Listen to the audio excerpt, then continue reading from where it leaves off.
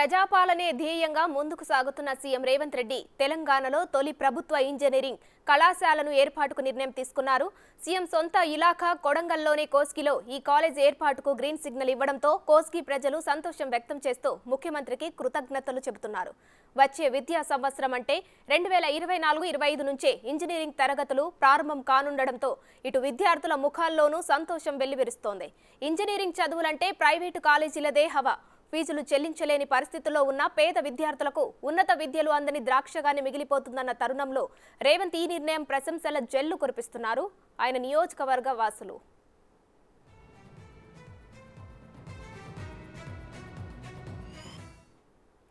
రాష్ట్రంలో తొలి ప్రభుత్వ ఇంజనీరింగ్ కాలేజ్గా కోస్గి ఘనతను సాధించనుంది. ఇక కోస్గిలోనే ప్రభుత్వ పాలిటెక్నిక్ ఇంజనీరింగ్ కాలేజ్గా అప్గ్రేడ్ చేస్తూ ఇంజనీరింగ్ కళాశాల ఉత్తర్వులు జారీ కావడంతో తెలంగాణలోనే తొలి గవర్నమెంట్ ఇంజనీరింగ్ కాలేజ్గా కోస్గి గుర్తింపు తెచ్చుకోబోతుంది. తొలి ప్రభుత్వ ఇంజనీరింగ్ కళాశాలగా కోస్గి ప్రభుత్వ పాలిటెక్నిక్ కళాశాల గుర్తింపును సాధించుకోబోతుంది. కోస్గి ప్రభుత్వ పాలిటెక్నిక్ కళాశాలను అప్గ్రేడ్ చేస్తూ ఉత్తర్వులు జారీ చేయడంతో రాష్ట్రంలో మొట్టమొదటి ఇంజనీరింగ్ కళాశాలగా ఈ యొక్క కోస్గి ప్రభుత్వ పాలిటెక్నిక్ కళాశాల అరుదైన ఘనతను సాధించబోతుంది. రాష్ట్రంలోనే మొట్టమొదటి ప్రభుత్వ ఇంజనీరింగ్ కళాశాలపై బిగ్ టీవీ ప్రత్యేక కథనం. ఇక వచ్చే విద్యా సంవత్సరం నుంచే ఇంజనీరింగ్ చదువు ప్రారంభం కానుంది. దీంతో పనులపై ఫోకస్ పెట్టిన సర్కార్ అందుకు అనుగుణంగా చర్యలు తీసుకోవాలని సాంకేతిక విద్యాశాఖ కమిషనర్ ఆదేశించారు. ఈ కళాశాలలో బీటెక్ కోర్సులను ప్రారంభించాలని ప్రభుత్వం నిర్ణయించింది. ఇంజనీరింగ్ కళాశాలగా ఏర్పాటు చేస్తున్నప్పటికీ ప్రస్తుతం ఉన్న పాలిటెక్నిక్ డిప్లొమా కోర్సులు యథాతథంగా కొనసాగించాలని నిర్ణయం తీసుకుంది. అందుకు ఆయా కోర్సులకు అదనంగా బీటెక్ బ్రాంచీలను ఏర్పాటు చేయనుంది సర్కార్.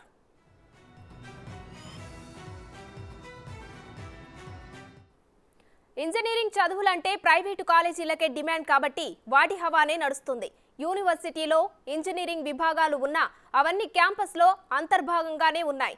జేఎన్టీయూహెచ్, ఉస్మానియా, మహాత్మా గాంధీ యూనివర్సిటీల పరిధిలో ఈ కాలేజీలు ఉన్నాయి. పనిగట్టుకొని ఇప్పటి వరకు ప్రభుత్వ రంగంలో ఇంజనీరింగ్ కాలేజీలను ఏర్పాటు చేయలేదు. అయితే తొలిసారి కోస్గి ఇంజనీరింగ్ కళాశాల రాష్ట్ర సాంకేతిక విద్యాశాఖ ఆధ్వర్యంలో పనిచేయనుంది. దీంతో మౌలిక వసతులు, విద్యార్థుల బోధనేతర సిబ్బందులను నియమించడం, వారి జీతాల వంటి వాటిని ఆ శాఖే నిర్ణయిస్తుంది. ప్రభుత్వ లేదా ప్రైవేటు కళాశాల ఏదో ఒక విశ్వవిద్యాలయానికి అనుబంధంగా ఉండి ఆ విశ్వవిద్యాలయం రూపొందించిన సిలబస్నే ఆ కళాశాల పాటిస్తుంది.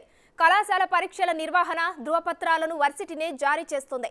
ఈ మేరకు కోస్గిలో ఏర్పాటయ్యే ఇంజనీరింగ్ కళాశాల జేఎన్టీయూకి అనుబంధంగా ఉండనుంది.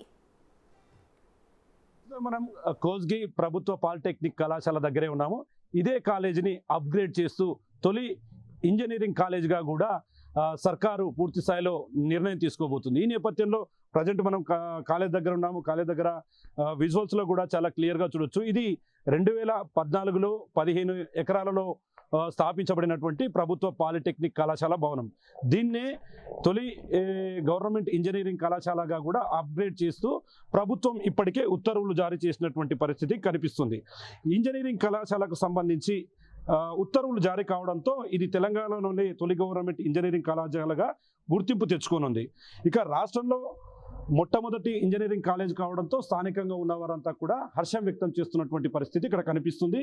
రాష్ట్రంలో తొలి ప్రభుత్వ ఇంజనీరింగ్ కళాశాల ఏర్పాటు కావడంతో అది ముఖ్యమంత్రి రేవంత్ రెడ్డి సొంత నియోజకవర్గం కోస్గి నియోజకవర్గంలో ఈ యొక్క కాలేజీ నిర్మాణం చేపట్టడం, దీన్ని అప్గ్రేడ్ చేస్తూ కూడా విద్యాశాఖ ముఖ్య కార్యదర్శిగా ఉన్నటువంటి బుర్రా వెంకటేశం ఇప్పటికే ఉత్తర్వులు జారీ చేసినటువంటి పరిస్థితి కనిపిస్తుంది. ఇక ఈ కాలేజీలో నెక్స్ట్ ఇయర్ అంటే 2024-2025 నుండే ఈ యొక్క ఇంజనీరింగ్ కళాశాలకు సంబంధించినటువంటి తరగతులు ప్రారంభం కాబోతుండడంతో పూర్తి స్థాయిలో ఈ ఏర్పాట్లను దగ్గరుండి చూడాలని చెప్పి సాంకేతిక విద్యాశాఖ కమిషనర్ను ఆదేశించినటువంటి పరిస్థితి కనిపిస్తుంది. ఓవరాల్గా ఇక్కడ దీనికి అనుగుణంగా కూడా చర్యలు తీసుకోవాలని చెప్పి సాంకేతిక విద్యాశాఖ కమిషనర్ను ఆదేశించింది. ఈ కళాశాలలో దాదాపు 3 కోర్సులను అందుబాటులోకి తెచ్చేందుకైతే పూర్తి స్థాయిలో ప్రయత్నాలు ముమ్మరం చేసింది. అంటే దాదాపు బీటెక్ సిఎస్సి అదేవిధంగా CSE AI and ML CSE data science కోర్సులను ప్రభుత్వం పూర్తి స్థాయిలో అందుబాటులోకి తేనుంది.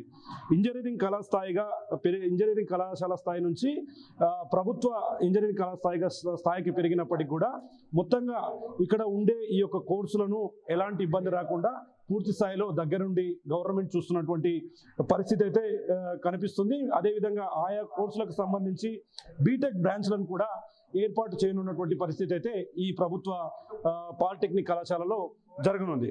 ఓవరాల్గా చూస్తే ఇంజనీరింగ్ విద్య మొదలైనప్పటి నుంచి కూడా ప్రైవేటు కళాశాలలదే పూర్తి స్థాయిలో హవాగా కొనసాగుతుంది. దీనికి సంబంధించి ఎన్ని ప్రైవేటు కాలేజీలు ఉన్నప్పటికీ మొత్తంగా కొన్ని యూనివర్సిటీల అనుబంధంగా మాత్రమే ఈ యొక్క ప్రైవేటు కళాశాలలు పనిచేయాల్సి వస్తుంది. దాంట్లో ఓయూ యూనివర్సిటీ కానివ్వండి, జేఎన్టీహెచ్యు కానివ్వండి, అదేవిధంగా ఉస్మానియా యూనివర్సిటీ ఈ యూనివర్సిటీల నుండి దాదాపు అన్ని ఇంజనీరింగ్ కాలేజీలు కూడా వాటికి అనుసంధానంగా పనిచేయాల్సినటువంటి ఆవశ్యకత ఎంతైనా ఉంది. కానీ ఇక్కడ ఏర్పాటు చేయబోయే ఈ యొక్క ఇంజనీరింగ్ కళాశాలలో మొత్తం సాంకేతిక విద్యాశాఖ ఆధ్వర్యంలో చేపడుతుంది. బోధనకు సంబంధించినటువంటి అంశాలను కానివ్వండి, అదేవిధంగా మౌలిక వసతుల సదుపాయాలకు సంబంధించి అన్ని అంశాలను కూడా పూర్తి స్థాయిలో సాంకేతిక విద్యాశాఖ దగ్గరుండి చూస్తున్నటువంటి పరిస్థితి కనిపిస్తుంది. ఇక ముఖ్యంగా ఏ కాలేజ్ అయినా సరే కాలేజీకి సంబంధించి ఓవరాల్గా పరీక్షలకు సంబంధించి, అదేవిధంగా సర్టిఫికెట్ల వెరిఫికేషన్కి సంబంధించి